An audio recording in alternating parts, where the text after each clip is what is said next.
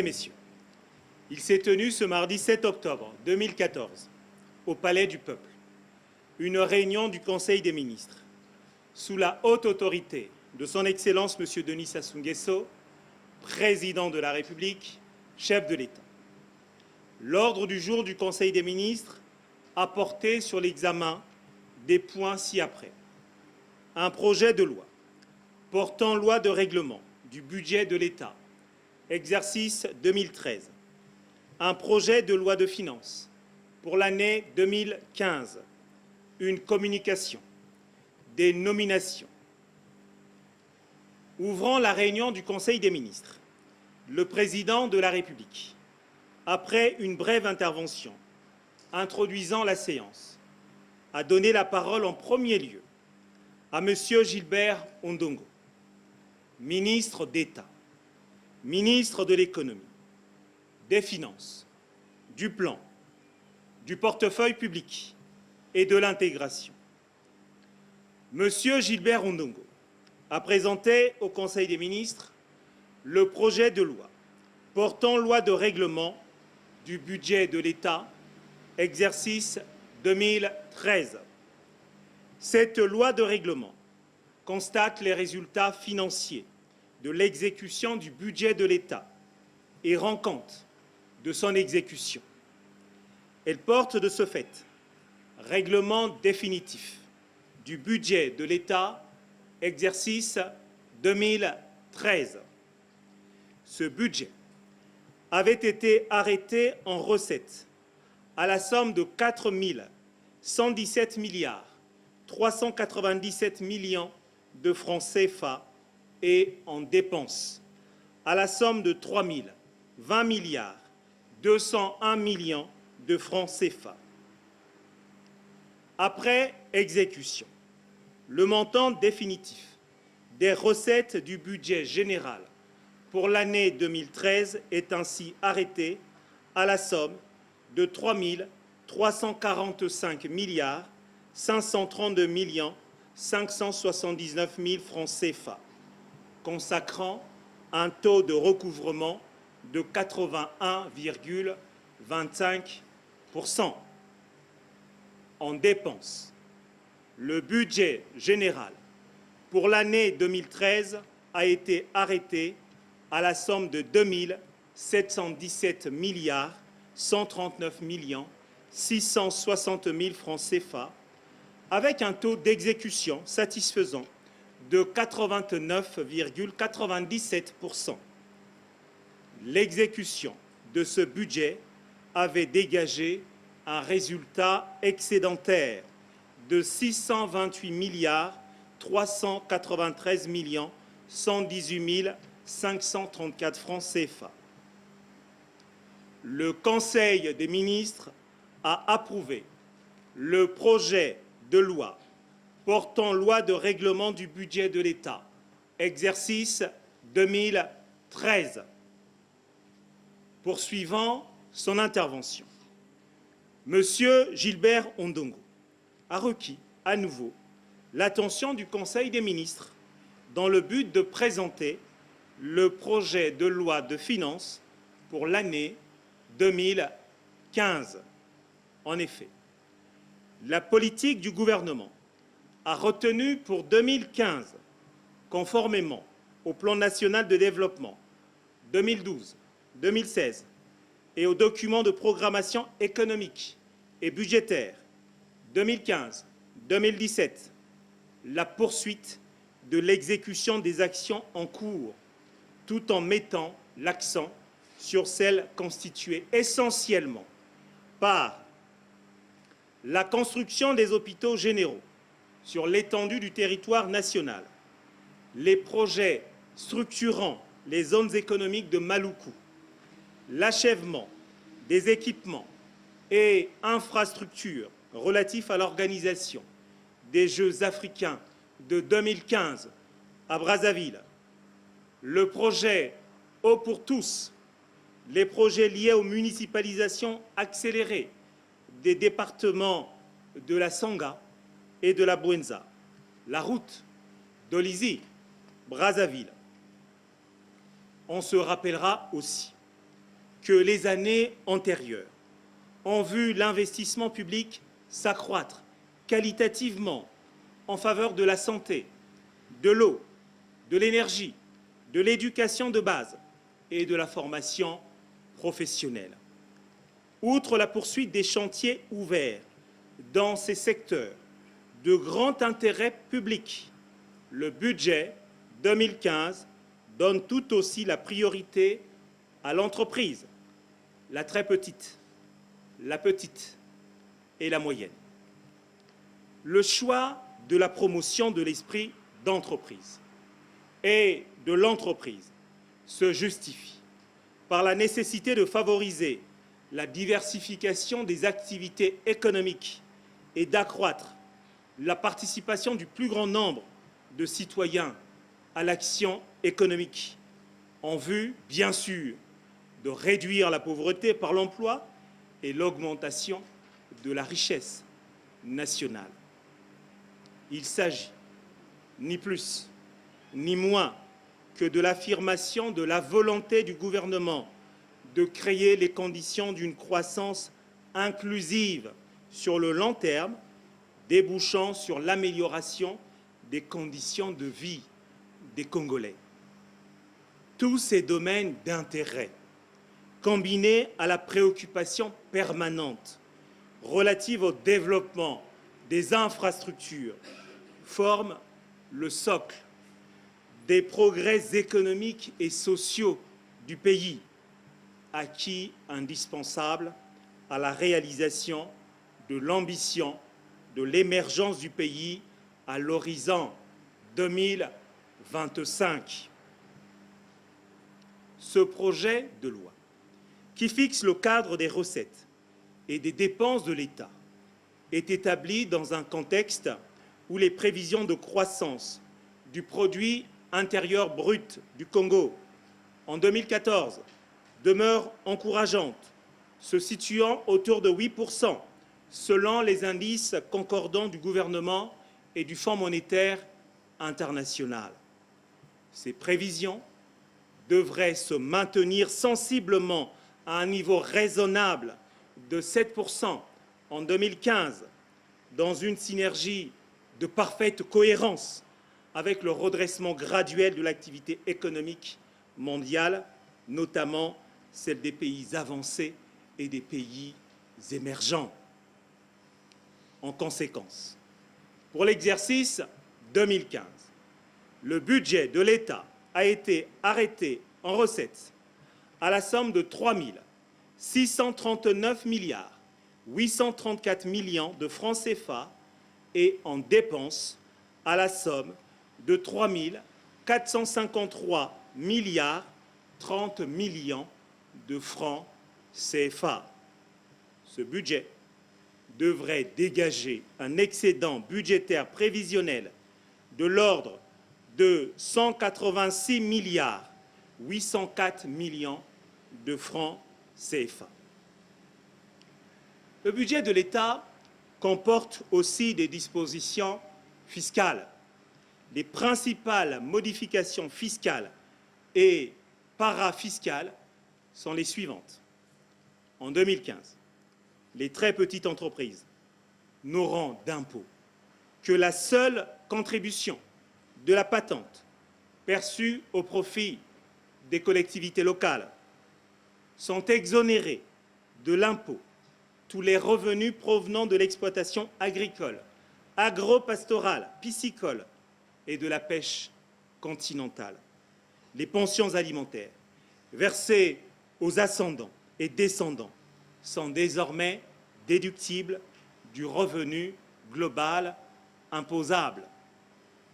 Pour la période allant du 1er janvier 2015 au 31 décembre 2016, les droits d'immatriculation et de transcription des propriétés foncières seront forfaitaires et fixés par zone ainsi qu'il suit. Zone numéro 1, centre-ville des communes, 1 million de francs CFA. Zone numéro 2, arrondissement des communes et chef-lieu des départements, 500 000 francs CFA. Zone numéro 3, chef-lieu de district et autres localités, 250 000 francs CFA. En clair, le titre foncier coûtera désormais 1 million de francs CFA pour une propriété au centre-ville, 500 000 francs CFA pour une parcelle de terrain dans les arrondissements et 250 000 francs CFA dans les districts. Au-delà de 2016, les droits d'enregistrement relatifs à l'adjudication, la vente, la revente, la cession, la rétrocession de biens immeubles seront de 7% de leur valeur au lieu de 15%, comme c'est le cas aujourd'hui. La taxe d'occupation des locaux, qui avait remplacé en 2014 la taxe d'habitation, de ramassage des ordures, sera recouvrée à partir de 2015 par retenue à la source sur salaire auprès des employeurs pour des personnes physiques salariées à raison de 1 000 francs CFA par mois. Cette taxe est versée aux collectivités locales. Les dispositions nouvelles introduites sont constituées essentiellement par l'institution d'un impôt forfaitaire sur les antennes ou les pylônes des sociétés de télécommunications, l'institution d'un mode de gestion de l'entrepôt fiscal de stockage, l'intégration des principes généraux de liquidation et de recouvrement des amendes de la circulation routière, de la police administrative, des amendes pour des infractions dans l'exercice du commerce. Après un échange fructueux, les membres du Conseil des ministres ont approuvé le projet de loi portant loi de finances pour l'année 2015. Reprenant la parole pour quelques observations, le président de la République a souligné l'urgente nécessité de mettre sur pied une fonction publique territoriale, d'abord dans les domaines de la santé et de l'éducation, d'où la responsabilité assignée au ministre de l'Intérieur et de la décentralisation, entre autres, pour mener à bien ce projet. Dans le même élan, il a par ailleurs souligné l'obligation gouvernementale d'inscrire son action dans le cadre programmatique du plan national de développement et du document de programmation économique et budgétaire, avec l'idée qu'il faille soutenir les entreprises et achever les travaux engagés afin de nourrir encore et encore la croissance du pays. Le président de la République a par la suite invité M. François Ibovi, ministre de la Santé et de la Population, à présenter au Conseil des ministres l'essentiel de sa communication, inscrite à l'ordre du jour. Retenant l'attention du Conseil des ministres, M. François Ibovi a fait un état des lieux de la situation liée à l'épidémie de fièvre hémorragique à virus Ebola, qui a pris l'allure d'une pandémie. Selon les derniers rapports de l'Organisation mondiale de la santé, cette épidémie a déjà occasionné 3 338 décès sur 6 364 cas enregistrés, soit un taux de létalité de 53%. Bien des pays ont déjà été touchés par cette pandémie et essaient d'y répondre, grâce aussi à la solidarité internationale. Pour mémoire, aucun cas d'infection lié à la fièvre hémorragique à virus Ebola n'a été notifié à ce jour dans notre pays. Pour faire face à d'éventuels cas d'importation du virus, le gouvernement a pris des mesures de prévention et de protection de la population congolaise contre le risque de contamination par le virus Ebola dès son apparition en Afrique de l'Ouest. De ce fait, un plan national de prévention, de préparation et de riposte contre la fièvre hémorragique à virus Ebola a été élaboré et le comité technique de gestion des épidémies a été réactivé.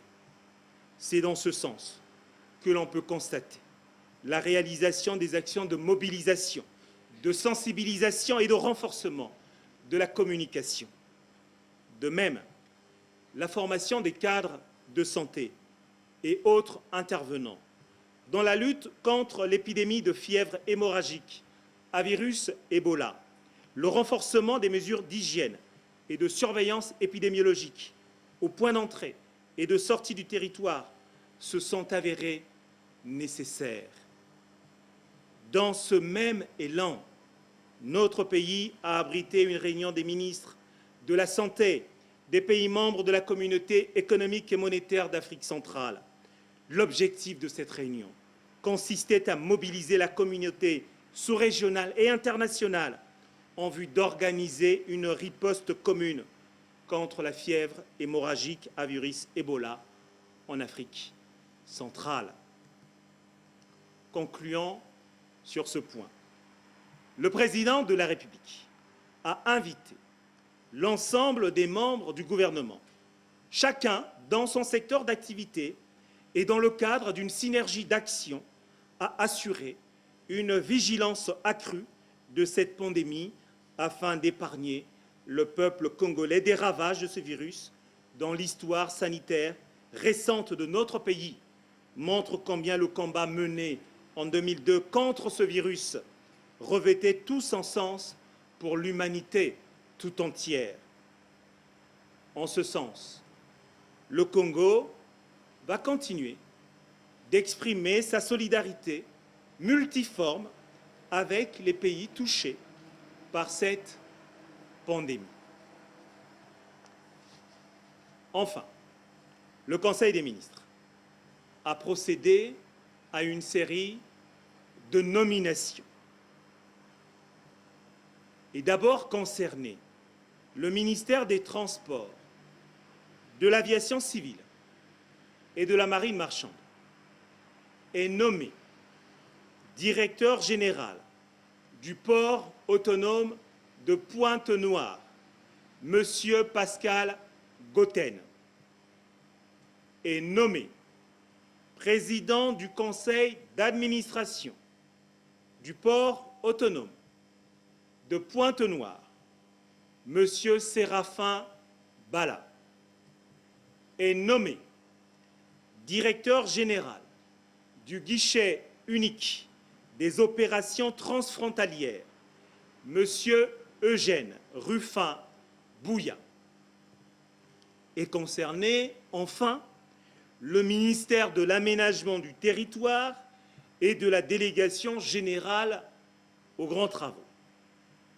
Est nommé directeur général de l'Aménagement du territoire et de la prospective, M. Antoine Ngoma. Est nommé directeur général du développement local, M. Fréjus Mittori. Est nommé directeur des études et de la planification, M. Firmin Dja. Est nommé directeur du patrimoine et de la logistique, Landry Régis Ewenge. Est enfin nommé directeur de la communication et de la coopération, Monsieur Parfin Romuald Iloki.